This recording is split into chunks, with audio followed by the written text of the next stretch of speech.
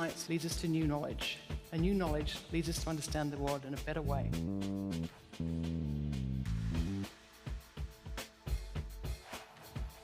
When we give nature a helping hand, its ability to help itself is truly remarkable.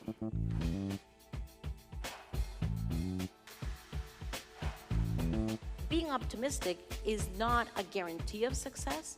Being fatalistic is a guarantee of failure. And we cannot fail in climate change.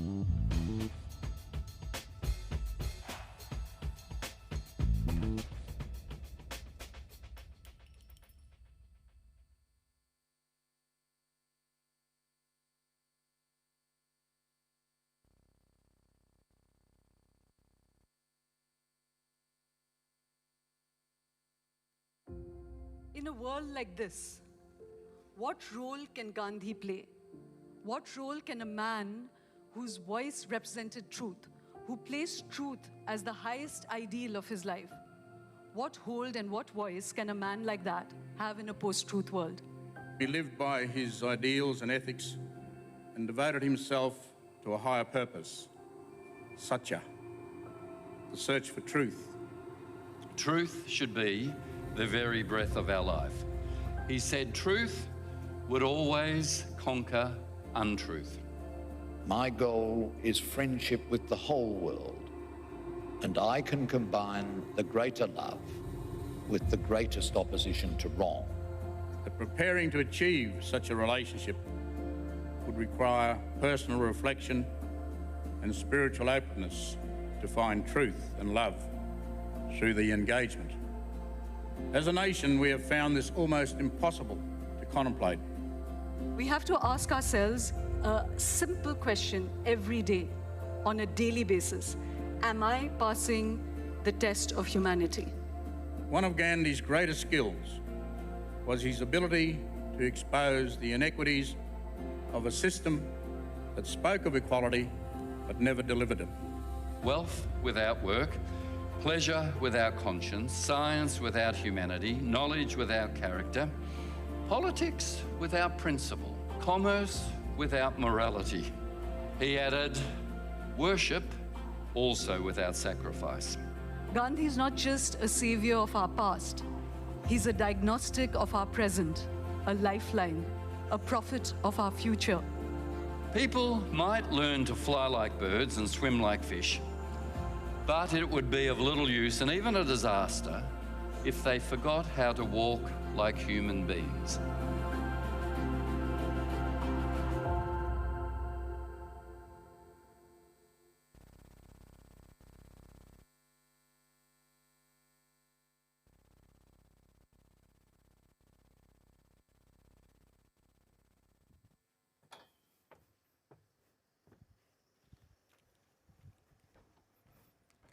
Good evening, everyone, and welcome to the 2022 Gandhi Oration. I'm Anne Mossop from the UNSW Centre for Ideas, and it's my great pleasure to welcome you to the Roundhouse tonight. Every year, the Gandhi Oration invites speakers to address some of the human rights issues of our time, and tonight we'll be hearing from Jean Hinchcliffe and Peter Garrett talking about what citizens can do for climate action. This talk was originally scheduled in February, not in mid-election campaign. Somehow the pandemic got in the way, but it makes it even more special to be able to welcome you here in person. Before we begin, can I ask you to put your phones on silent and encourage you to wear a mask? You will have seen the UNSW bookshop in the foyer, and Peter and Jean will be signing copies of their books after the event. I'd like to welcome and acknowledge some special guests who are here tonight. Mr. Manish Gupta, the Consul General for India in Sydney, and his colleague, Mr. Ramanand Garg, the Consul. Dr. Neville Roach, who's been a leading figure in Australia-India relations for many years and an important contributor to UNSW in this respect. And I'd also like to welcome members of the Australia-India Business Council's New South Wales chapter and thank them for their help and support. Before welcoming our speakers, we're fortunate to have here with us Uncle Peter Mackenzie, artist, musician, teacher and researcher from the La Perouse community, to welcome us to country. Uncle Peter.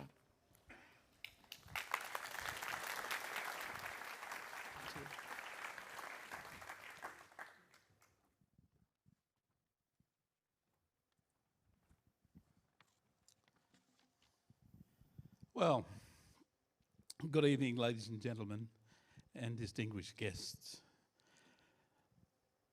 My name is Dr. Peter Mackenzie, and I am a descendant and elder of the La Perouse Aboriginal community, which is situated on the shores of Botany Bay here in our lovely city of Sydney. On behalf of the current La Perouse Local Aboriginal Land Council, elders and community, I most warmly welcome you here at this 2022 Gandhi Oration. Citizens for Climate Action, sorry about that. I thought I could remember all this stuff, but I can't. Okay, in this Cadigal saltwater country of the Eora Nation. As you may know, the Welcome to Country is our contemporary interpretation of welcoming new visitors and new friends who wish to visit areas within our traditional lands, or as we call it, country. It is a ceremony recognising our cultural and spiritual connection to country. This ceremony also gives us the opportunity to pay respect and to especially acknowledge our elders, past and present, of all religions and all cultures, to reflect on our shared history and build a vision for a prosperous, healthy and conciled future. Our people have endured through vast changes to our landscape, to our livelihoods, to our lifestyles. However, through local Aboriginal Land Council networks, we have adapted to deliver economic, cultural and educational security while maintaining an ongoing spiritual relationship to our different Aboriginal countries. So again, we welcome you on behalf of the La Perouse Local Aboriginal Land Council, community members and the traditional custodians. This evening we wish you a safe passage back to your homes, secure in the knowledge, we hope, that you felt that you were made very welcome in our traditional country. I am Dr. Peter Mack, and you are in a great educational institution here at UNSW. Thank you. Thank you so much. Thank you.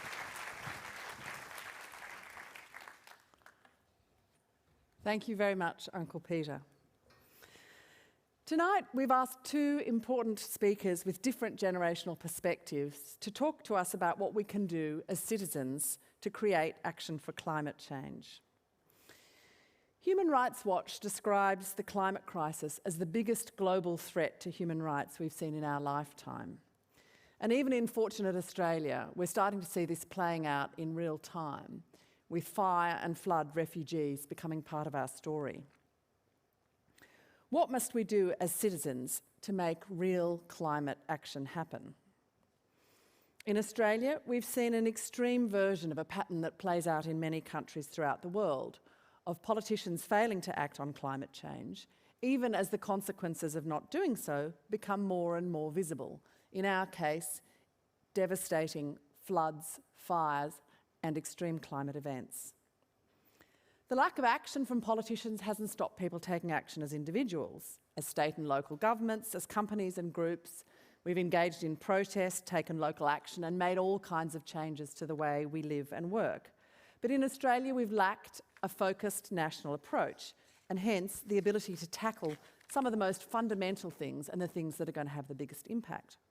Whenever we have a talk on any climate-related topic, and you would have seen Christiana Figueres and many others and many of our own researchers talking about these issues, there's a common thread that comes out in audience questions.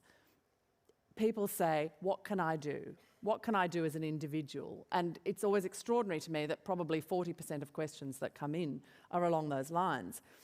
And very commonly, our speakers meet that with an acknowledgement of what individuals can do, but really saying that it's very important that there's system-wide change, wholesale change to our economic and social systems, national change, global change.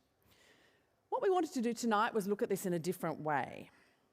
We wanted to ask our speakers for their views on what we can do, not as individuals, but specifically as citizens, and to ask them to reflect on the possibilities of people coming together to take action, to make a difference to hold our leaders to account and to think about what we might achieve.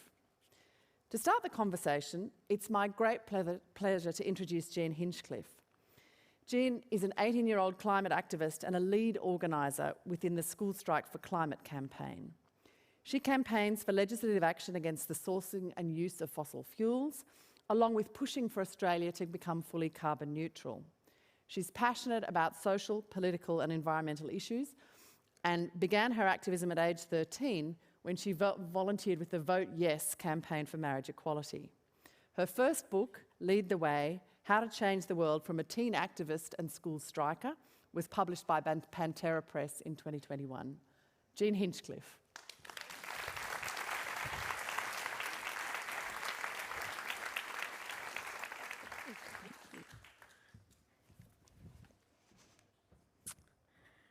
Okay. Thank you so much for the introduction. So yes, my name is Jean and I am an activist. I live in Birch Grove in unceded Gadigal land, and also just want to acknowledge that, again, we're all meeting here today on unceded, stolen Aboriginal land. So, sort of beginning with a little bit about me. Growing up, I've always been a very, very political person. Like, even as a kid, I remember being in debate club and loving all of that and loving getting involved and having these sort of conversations about a whole bunch of different social issues. But I have always felt sort of pretty powerless to actually changing them. I remember climate change in particular was a big one in that. I remember being about 6 years old, and one of my first assignments for school was having to do a PowerPoint about a country. And I chose Antarctica, and learning about polar bears and ice caps melting and feeling pretty dreadful about the whole thing. But again, it was this massive, large issue that was sort of so far beyond me. So then as I got to high school and I learned more, I had this sort of greater sense of unrest about a whole matter of different issues. Because whilst growing up, things had always concerned me, I always assumed that adults knew what they were doing. And, you know, you sort of ask about these things, and someone would say, oh, don't worry, they're figuring it out. And it seemed like year after year, things weren't quite getting figured out. So, yeah, as was mentioned earlier, I ended up first getting involved in the Vote Yes campaign for marriage equality. And what was so fantastic about that for me was that it felt like for the first time in my life, I could make a tangible impact on something that was important to me.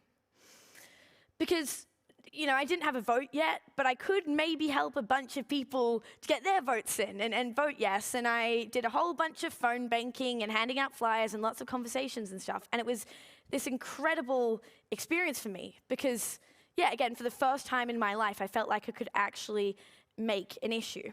Make a difference to this issue.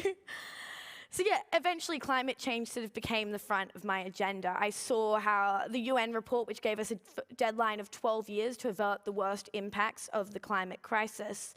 And that on top of this sort of incremental growth of this issue throughout my life, from this far off future thing to something that was at our doorsteps as Australians, made me realize that I had to take action.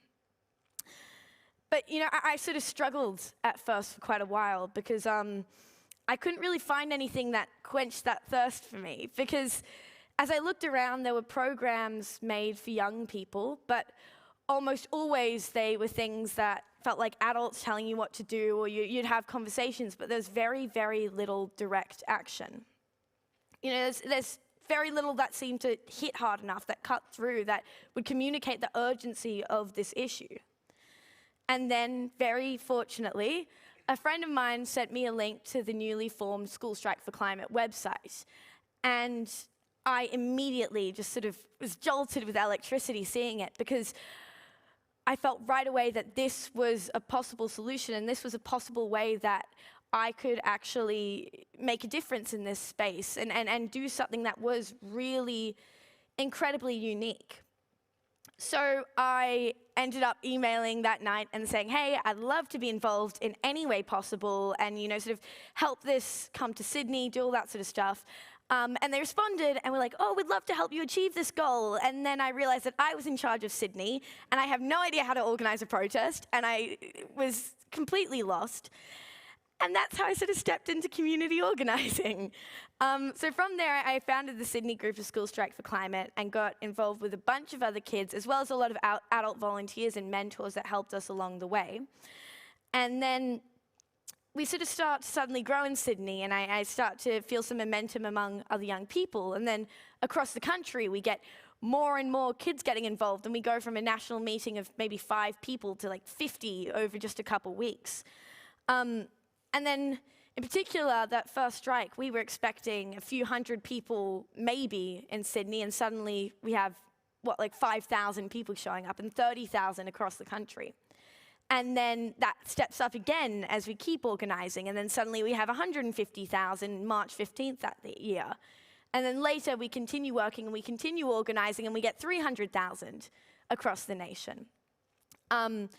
And that was on top of millions and millions across the globe at that point. And also, for some more context, at that point in time, especially that first strike, Greta Thunberg was by no means a household name. The idea of climate striking was so new and novel, and Australia was sort of the first country to take the idea of sort of climate striking and turning it into a major event and a major protest. So that growth from a movement that was completely obscure and no one really knew about to something that young people latched onto so quickly and really truly believed in was just so fantastic to see, and something I felt really privileged to be part of. And it was really reaffirmed my belief in young people's place in this movement, in how quickly we turned something from this tiny little idea into this massive, expansive, really sort of valuable and hard-hitting movement. And you can see since that first strike, climate change was made the front of the national agenda. It went from an issue that was talked about a bit, and most often was talked about in sort of broad, vague scientific terms, to something that felt like it was here and now, and something where politicians felt like they had to respond. We saw young people's voices being elevated enormously, in a way that, we saw young people's voices elevated enormously. And I think there was a real sense that this was a movement that they had created for themselves, and they drove in all ways, shapes, and forms. It wasn't suited or sort of censored in any way to fit adult expectations and to make us palatable. It was young people who were angry and frustrated and really deeply terrified for their futures. And because of that, when they came to the streets and when they delivered this message, it really cut through, and it felt very real, and it definitely helped change the national conversation in that way. So, going more into this issue, I could discuss all the wonderful ways in which mass movements have changed the world for the better, to sort of prove the effectiveness and the potential of collective action. But honestly, we don't have to dig that deep to know it. In fact, we need only look at the ongoing actions of governments and the fossil fuel industry to gain all the information we need. So, again, personally, before I dove into grassroots action and sort of community organizing, I still personally tried to make a difference in my life regarding the climate crisis, and especially my carbon footprint. You know, I found blogs online teaching about waste reduction and sustainability. You know, I'd only buy ethically produced clothes. I went vegetarian. I'd avoid single-use plastics where possible. It's sort of this almost puritanical thing that I found online of all these people figuring out all the ways they themselves could sort of remove themselves from these broader systems and broader issues, and they could themselves tangibly change the world and tangibly change the impact they had on the broader society and on the climate crisis. And I remember specifically calculating my carbon footprint and seeing all the different ways I could lower it. And it was great seeing that number and seeing how I could get it lower and lower, but it also was incredibly isolating, because you can take all these steps yourself, but you can kind of feel like, oh, well, I definitely have less waste than I had before, but you're not connected in anything, and even as you do it, it feels like that tangible impact isn't really there. And what I didn't know at the time, actually, was that the very idea of a carbon footprint came to be in the early 2000s, largely as a result of campaigns run by British Petroleum and Exxon. You see, because fossil fuel industry has invested massively in climate change-related propaganda for more than 50 years now. So they started off denying the science and sort of suppressing information from about the 1970s to the 1990s. And then they started going for a more nuanced and sophisticated approach. So British Petroleum launched a campaign in 2000, which cost more than $100 million a year, called Beyond Petroleum campaign. And as part of this, they launched an online carbon footprint calculator in 2004. Because their approach is through shifting the blame from them onto the individuals and onto those who just exist in these systems in society. So, you know, they would tell us to turn the air conditioner off, to dry our clothes in the sun, to purchase energy-efficient appliances, take shorter showers, avoid catching planes, ride a bike, ditch plastics, use a tote bag, all that sort of stuff. And the inherently destructive nature of the fossil fuel industry isn't what's wrong. Rather, it's our fault for consuming what's often the only options available to us. We are taught that simply existing under our current economic system renders us guilty, but never to question whether these systems were broken in the first place. And this approach has been incredibly effective. I mean, it's a genius marketing campaign, because it really has shifted a lot of us into seeing the climate crisis and seeing how we act against it in a purely individualistic way. But even just a few years after this carbon footprint calculator was released, MIT researchers calculated the carbon emissions for a homeless person who ate in soup kitchens and slept in homeless shelters in the US. And they found that such individuals, according to these calculations and according to this narrative, emit about 8.5 tons of carbon dioxide a year.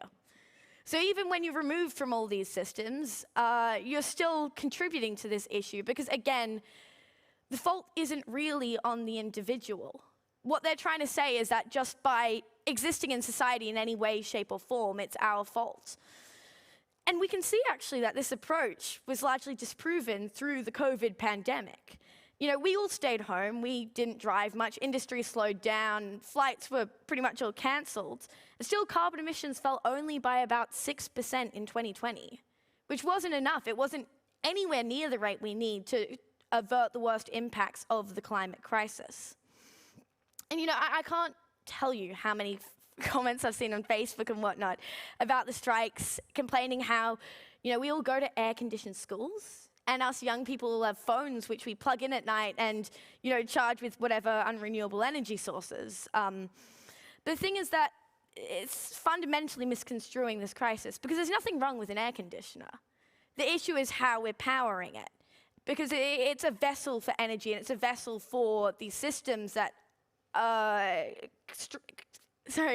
which are constructed by the fossil fuel industry and by our governments today. So it's clear that the fossil fuel industry has realized that they don't actually need to deny climate science anymore. It'd be nice, but it's by no means necessary. Instead, all they have to do is deflect the blame onto us and tell us to isolate and tell us to solve this just as individuals. So it's clear they understand that the biggest threat to them is when we begin working not as individuals, but as citizens of a broader community. Active participation in democracy from all parts of society through banding together under a strategic and considered united front will be what leads to the downfall of the fossil fuel industry. We can also see the same thing from our governments. You know, New South Wales has recently passed anti-protest laws which seriously punish protesters who, quote, disrupt major economic activity. This has followed years of legislation which has increasingly cracked down on protests throughout the state. And in the same way that Scott Morrison addressed the school strikers by telling young people to stay in school and be less activist, it's clear that just addressing the matter at all shows that we were doing something right. Because through years and years of playing by the rules and writing letters and attending protests on the weekend and doing all these sorts of things, they didn't feel threatened. But as soon as we came together, as soon as we started fighting together, they realized that they were really seriously in trouble. because they wouldn't bother even addressing us or caring about us if they didn't see us as an enormous threat. Because by working by ourselves, the status quo will never be radically transformed. Current power holders will continue to implore us to work under their rules, and we have to break them, and we have to fight outside of them in order to change the world. And people from all walks of life must be involved, and only by amplifying each other's voices can we become all the more powerful and destroy these sort of systems and the industries and governments that are fueling this crisis in so many ways. Because the whole is so much greater than the sum of its parts when we begin working together. We only need 3.5% of the population to stand up and continue fighting and protest in order to almost certainly succeed. And that's what we've seen throughout history, through studies of protests over the past 100 years. Once you have 3.5% of the population actively participating in this democratic action, without fail, you see transformative change in society. And it's difficult to do. 3.5% doesn't sound like that big a number, but it is really hard to be involved in these sorts of actions if you haven't before. Because at no point are you really qualified to be an activist. At no point can you feel like you fully know what you're doing. It's just a thing that you end up taking part in one day by entering your community, seeing what exists around you and how you can best help. Because there is a space for everyone, and we need everyone to get involved to really dramatically transform our society and intergenerationally and across all spaces. And this can be forms of protest, this can be lobbying your local government, this can be all sorts of different things. But we need to be together as a community. And we need to not see ourselves as individuals working towards one goal, but see ourselves as citizens, as a broader community, as a united front that can truly transform the world. Thank you.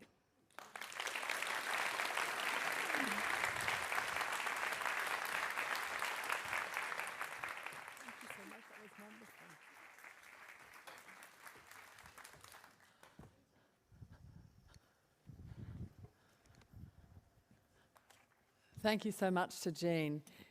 She means, I think hearing her speak means that we will all be looking forward to seeing what she does from now on. Our next speaker is Peter Garrett, a long-time advocate and campaigner on a range of local and global issues. A member of Midnight Oil, one of Australia's most successful bands, a cabinet minister in the Rudd-Gillard Labor governments from 2007 to 2013. He came to public notice for many as the youngest ever president of the Australian Conservation Foundation and served in federal parliament as the Minister for Kingsford Smith from 2004 to 2013.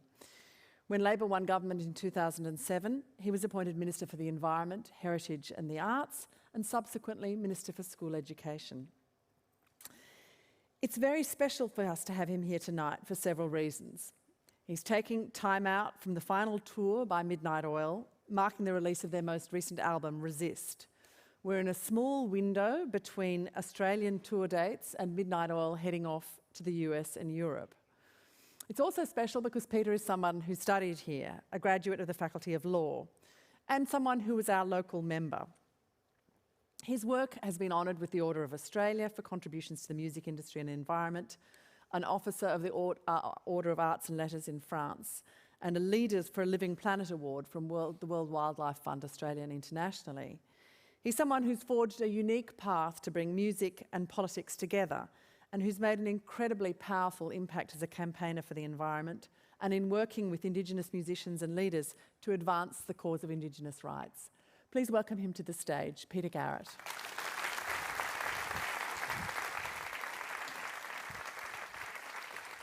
Thanks, Anne.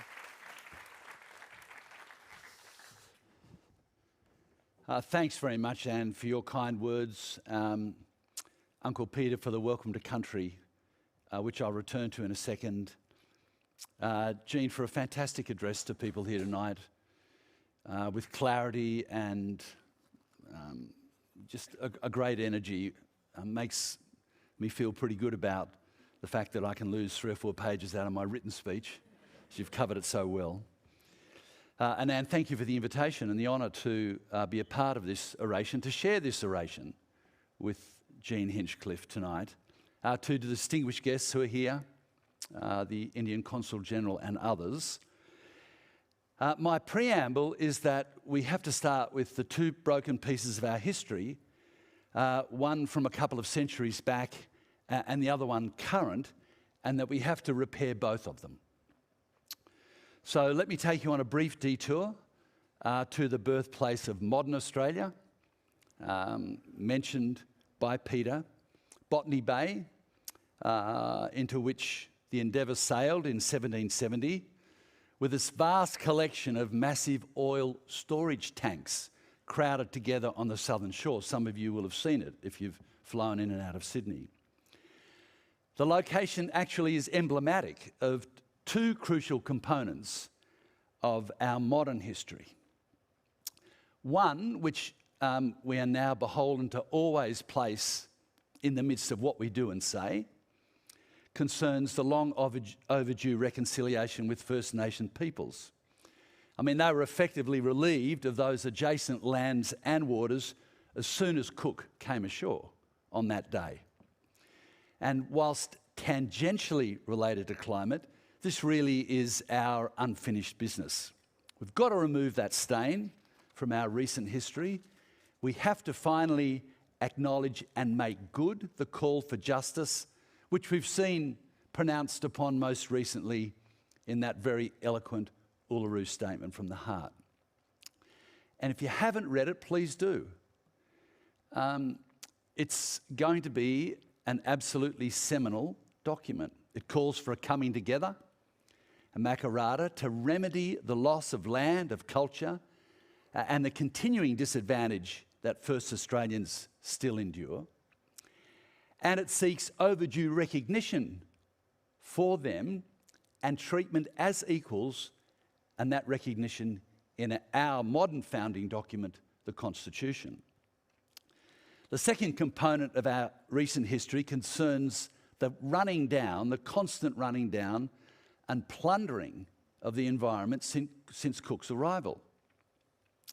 We can see it in the poor health statistics of the State of Environment reports, which the current government's refusing to release, and it's explained in part by the generally low priority governments accord to protection of our natural ecosystems.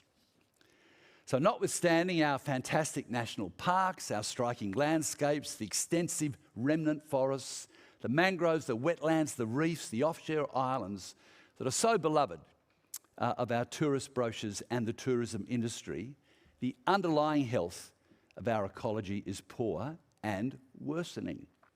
Stressed rivers, coastline and inshore waters under siege.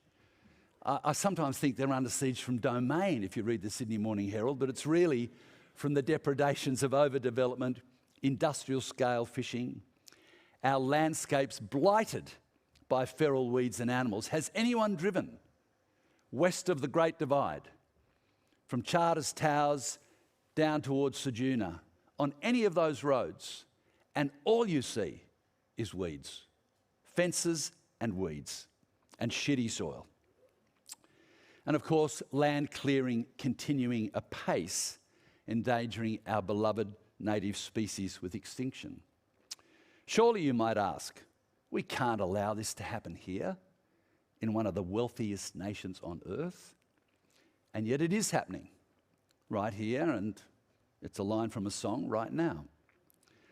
Looming, of course, over all these discrete threats, as we know, is a climate in flux, getting hotter, creating mass disturbances and damage, turbocharging extreme weather.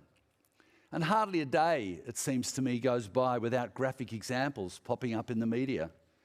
The current heatwave in India, where the entire nation of around 1.4 billion people are experiencing record-breaking temperatures, and many will suffer. The super floods in South Africa, again with numerous fatalities. The wildfires in California, the associated flow-ons, the crop failure, the infrastructure damage. We all know the story. We know how serious it is, and we know how it's affecting people deeply. A climate activist who's just died after setting himself alight in desperation in front of the US Supreme Court. And yet, in the media today, a new report finding that replacing the largest coal-fired power plant in New South Wales with rooftop solar panels, of which we are pretty good at doing, would provide more than 50,000 jobs as opposed to some 1,500 jobs if it were to be replaced by a new gas plant. The figures don't lie, despite the fact that in this crucial time that we're in, we all, at least I do, feel like we're straddling the line between despair and opportunity. We need to remember that extreme weather incidents are not random. They are not the result of human conflict. They are the predictable consequence of pumping ever-increasing amounts of pollution into the atmosphere. This scenario for us is no more visible than in the 4 mass coral bleaching events that have fallen the World Heritage listed Great Barrier Reef over the past 6 years. Now, I don't have to tell people in this room that the reef is a wondrous super ecosystem, the largest natural organism on the planet, visible from outer space, beautiful beyond belief, and providing over 50,000 Australians, directly and indirectly, with sustainable income and employment. Yet it's constantly under threat, and particularly now with ever-warming seas, the direct result of the burning of fossil fuels, which we excel in, having amongst the highest per capita rates of emissions in the world and sitting around 12th on the list of nations for total greenhouse pollution. Our great generational task then, whenever we were born, is surely to remedy and make whole these 2 blighted parts of our history.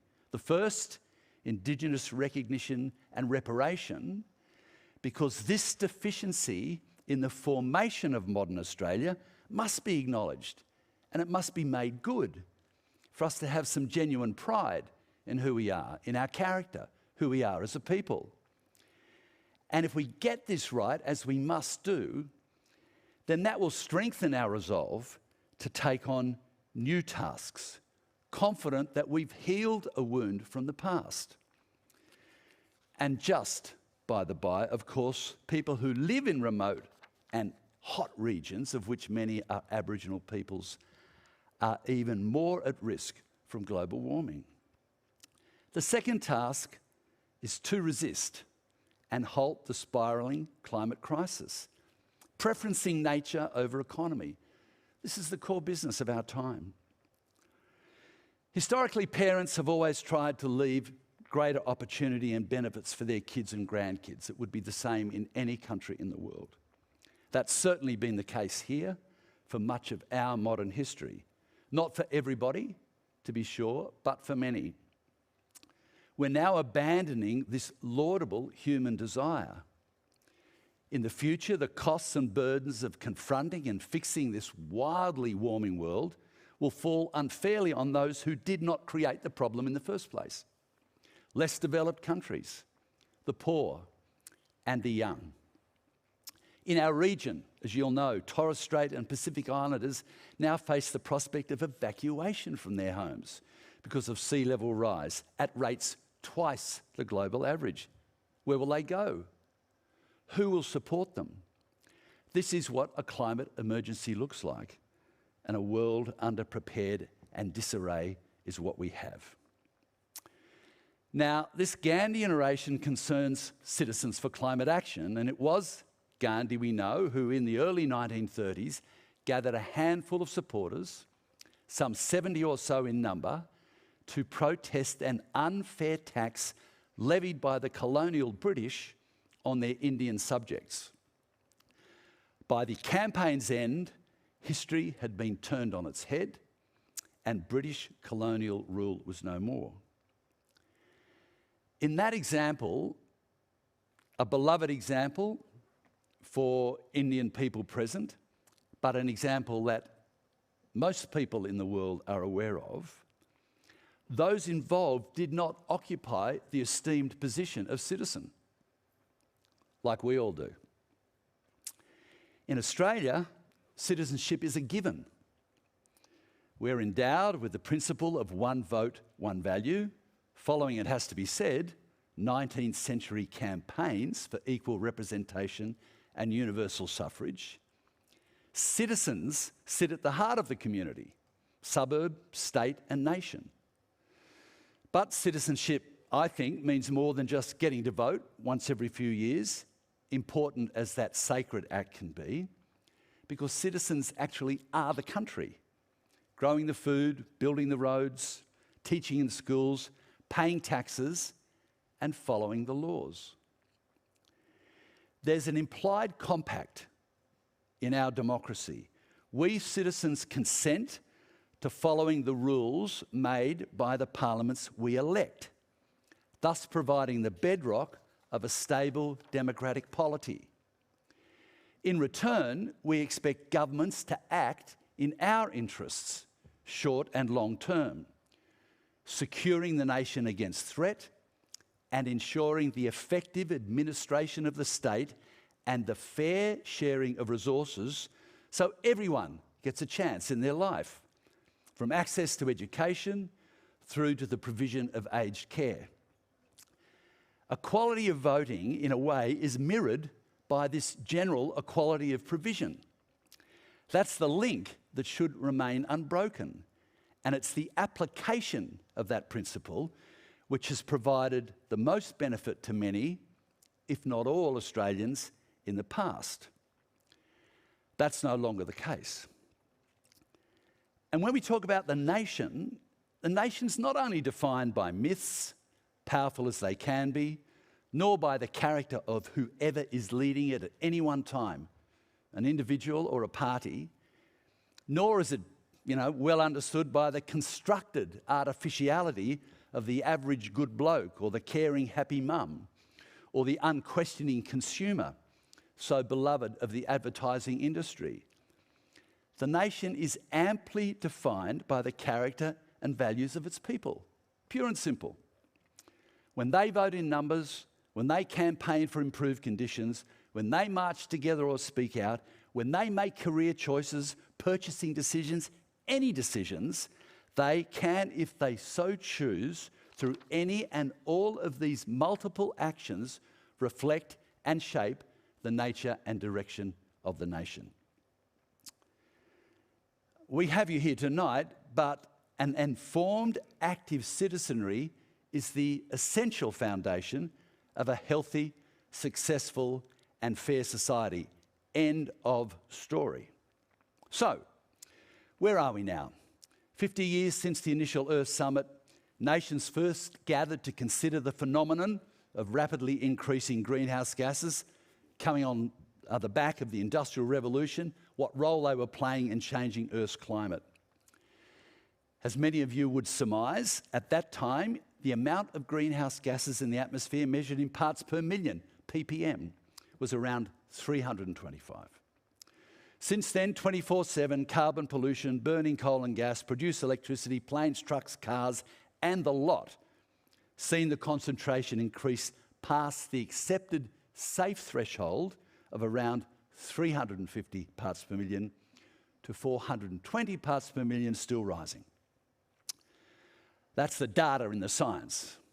As predicted by the scientists, we've entered now a period of climate disequilibrium, manifesting in the extreme weather, which we all know only too much about and which Anne and Jean have referred to already. We think of the place sometimes in our mind that we live in as a Garden of Eden, and it's a terrible thought to really know that it's becoming something altogether different, a kind of blazing inferno. Current efforts aimed at limiting temperature increase to around 1.5 degrees, past which Earth goes from Garden of Eden to hot hell, remain half-hearted and compromised. Yet the timeline to claw back emissions by getting out of coal and gas and transitioning at speed into renewables so as to contain runaway climate crises, plural, is around 8 years. That's all right, 8 years. Much media coverage seems unable, or in some instances unwilling, to comprehend and portray the seriousness of this situation or the time constraints involved. In Australia, governments of both hues at federal and state level continue to approve coal mines and gas fields to the extent that just 2 prospective gas resource provinces, the Beetaloo Basin in the Northern Territory and the Scarborough Province in Western Australia, if fully exploited, will blow efforts to meet our modest emission targets, blow them to smithereens. At the same time, sensible, proven policies to accelerate the transition to renewable energy with abundant jobs and economic payoffs and less greenhouse gas emissions are absent from much of our political debate. Jean raised this point, and it's true. Ongoing donations from fossil fuel corporations to the major parties raises the spectre of corruption of policy and protection of vested interests. But this should not be the Australian way. Companies such as Santos and Woodside and AGL are intent on squeezing every last cent from their business model, which relies on the exploitation of fossil fuel resources before the model collapses. That is, if the world doesn't all but collapse around them before then. And the current coalition government cynically distorts the debate, continues to favour these fossil fuel interests, and in tandem with the Murdoch press, vilifies those who think otherwise. Along with Russia, and I don't need to say too much about Russia given what's going on there at the moment, Australia is one of the recalcitrant nations refusing to submit new 2030 emissions targets. And I wonder who the world's top diplomat, Antonio Guterres, Secretary General of the United Nations, had in mind when he stated recently, and I quote, "Some governments and business leaders are saying one thing and doing another. They are lying. It's time to stop burning the planet." Amen. Where is the declaration of a climate emergency following those bushfires that razed Eastern Australia in 2019 and 2020? Never had such ferocity over such a large scale been experienced, and I'm speaking from first-hand experience. Never have we seen the intensity and the impact on people's lives, on their homes, on their well-being that we saw with the floods this year. Where is the development of a prevention and resilience framework as recommended by a raft of security experts, including the former chief of the Australian Defence Forces, Admiral Chris Barry, who stated, "Our nation is ill-prepared for the security implications of devastating climate impacts at home and in the Asia-Pacific, the highest risk region in the world." Where is the political common sense to recognise that the longer we delay taking meaningful action on the climate crisis, the more expensive it will become? Instead, in the first weeks of a desultory federal election campaign, Prime Minister Morrison's government has already promised over $1 billion in fresh subsidies to the fossil fuel industry. This, alongside the some 100 already existing planned new coal and gas projects, is nothing short of suicidal leadership, madness on a mind-blowing scale. And finally, in the Gandhian tradition, where is the moral insight that current generations, of which I am a part, should not seriously and willfully threaten the prospects of the generations that follow? The very people sitting in this university theatre and those attending schools and other unis across the land, who will be forced to confront and fix the mess that lies ahead in the absence of meaningful action now. The answer to all these questions is that neither the necessary political will nor the moral accountability, with some notable exceptions, is anywhere to be seen. And it is for this reason that the new, clean, fair economy and sustainable systems we so sorely need will only come quickly enough if we gather ourselves up as citizens to demand that change. Playing roulette with climate undermines the democratic notion that institutions are beholden to the people and should have their interests at heart. The current failure that we're witnessing in Canberra is of such an order of magnitude that we've reached the stage, in my view, where nothing short of civil society deciding to stand up en masse to rescue the situation, to save the world as we know it, in the time that we have left, will suffice. So what are the elements required to bring about this kind of change? Well, the only limit in some ways is the hours in the day and your imagination. Many people are already taking that stand. Some are here tonight, but they need help.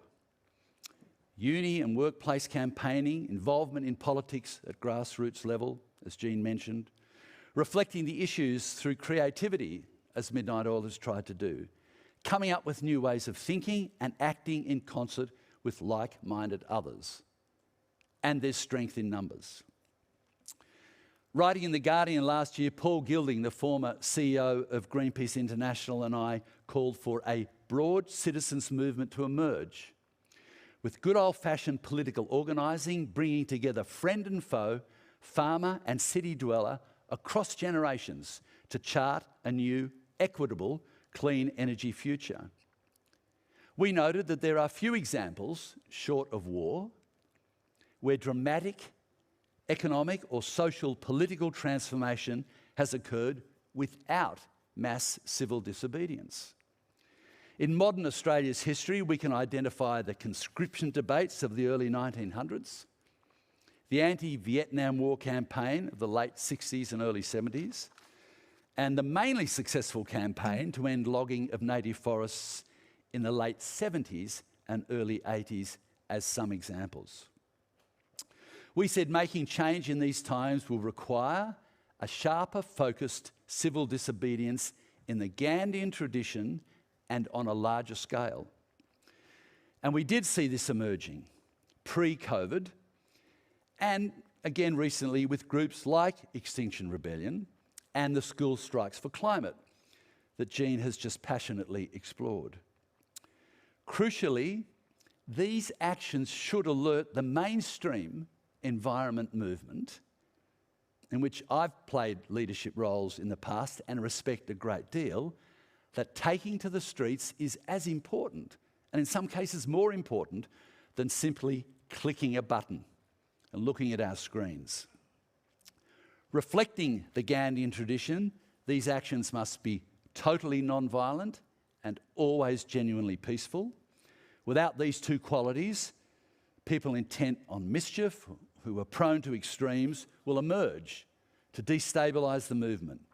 Governments and state security forces will meet force with greater force, and they now have the legislation to do that in New South Wales, as mentioned, and public support will falter and drop. Importantly, these movements, personified by Greta Thunberg and the School Strikes campaign, choose not to engage in detailed debates about policy and economics, which in a university might be a bit risky, but they don't have to. There's an ever-growing mountain of research, analysis and policy informed by the Intergovernmental Panel on Climate Change. You've read about it, you know the initials, the IPCC, that illuminate a pathway out of our current existential malaise. These citizens and young people's movements are rightly directed at preventing a far greater inconvenience than being held up in a traffic jam for an hour because the road is blocked, namely the collapse of society as we know it. They are saying to leaders, do your job. Act now to secure a decent future. The science is in. Listen to rational expert advice and act. The second last IPCC report, written and reviewed by literally thousands of the world's best climate scientists from scores of countries, made the point clear. Life on Earth can recover from a drastic climate shift by creating new ecosystems. Humans cannot. And the most recent IPCC report of only a week or so back continues to hammer this message home. And so concerned are they that scientists are now coming out from behind their computers and taking to the streets to raise the alarm, to put pressure on those companies, pressure on the financial institutions providing them with investment loans, and pressure on the governments for their placid permissiveness in failing to halt the current trajectory to catastrophe. We need to join them and we need to support them. So let me summarise. To hold temperature increases to a barely tolerable 1.5 degrees, emissions must peak in the next 3 years and fall by over 40% in the next 8 years. There is absolutely no room, repeat, no room, as the World Resources Institute notes, for any new fossil fuel infrastructure. Existing plants must be phased out, planned projects like new coal mines and fracking for gas cancelled. Banks still hiding behind lame greenwashing branding and faux emissions targets by 2050 should not finance any fossil fuel activity. All systems must accelerate to renewables. Now, the politically and forensically inclined amongst you will say, well, hang on a minute. When you were in government, you were part of a government that was actually advocating for the use of gas as a transition energy and fuel. And that's true. And I will come to what that government did at that time. But did I, or to be honest, anyone in that government think that from that point on, we would actually go backwards and not forwards? Did I or anyone in that government think that from that point on, we would actually see the absolute sabotage of all positive measures to reduce greenhouse gas emissions, and by the time that you've reached and realised that point, then there can be no gas either? All systems must accelerate to renewables. We're in a solar nation, where first movers like the state of South Australia have already reached the point where their electricity grid is powered by renewables at certain times, and there'll be more to come. This clean energy future is well within our grasp if we so choose. Natural ecosystems must be conserved. Green cities and suburbs with high levels of energy efficiency, cooling architecture, mass cycleways, public transport planned and built. We know this, we just have to do it. And finally, the way we all live, particularly in rich countries, needs to change as well.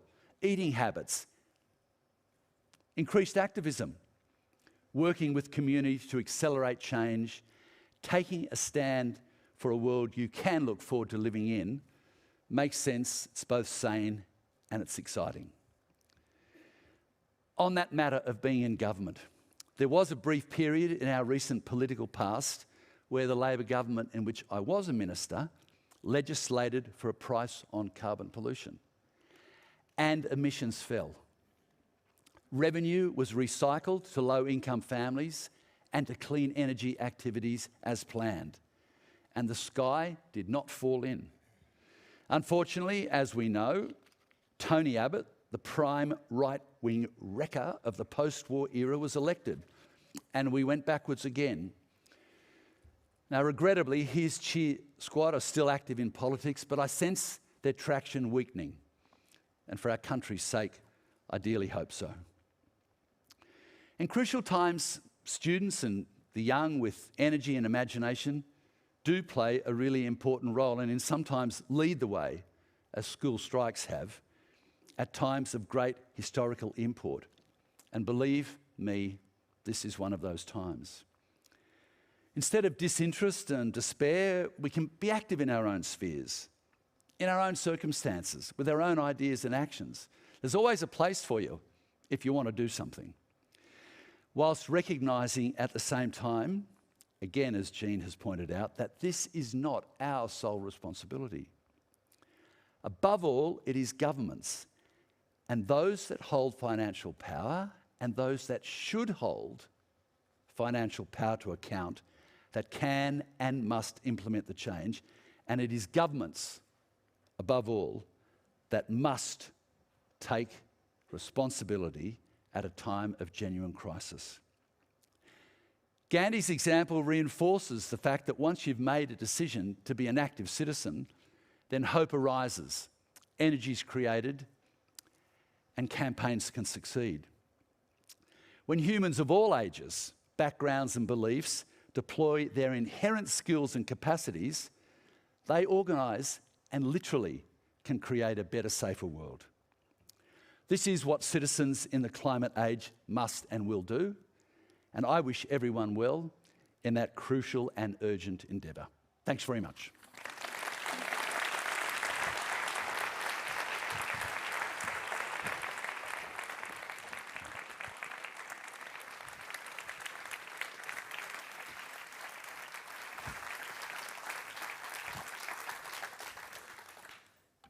Thank you so much to Peter Garrett. And now we go forth into that crucial and urgent endeavour with the inspiring words of our two speakers, encouraging us to connect and take action and to use the power that we have, not as individuals, but by joining together as citizens. This brings our evening's proceedings to an end. As I mentioned before, Peter and Jean will be signing books at the table in the foyer after the event. Can I encourage you to come along next week to our event, Vote for Women, looking at the role of women in politics with Mehreen Faruqi, Julia Banks, and independent candidate Georgia Steele. And future events, of course, you can find at all times by going to our website. You will find an audio recording of this event for friends who are not able to be here in the next couple of days will be available also. Thank you very much to all of you for coming, and I look forward to seeing you soon.